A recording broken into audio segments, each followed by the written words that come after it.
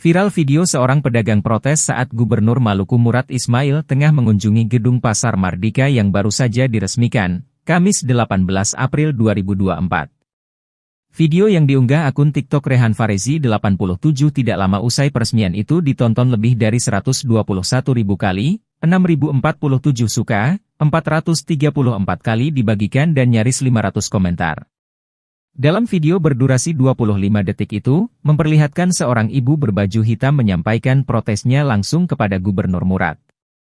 Gubernur sempat berhenti dan menoleh, namun tidak menanggapi. Mantan Kakor Brimob Polri itu pun kembali berjalan. Sementara si pedagang langsung diamankan oleh petugas Satpol PP.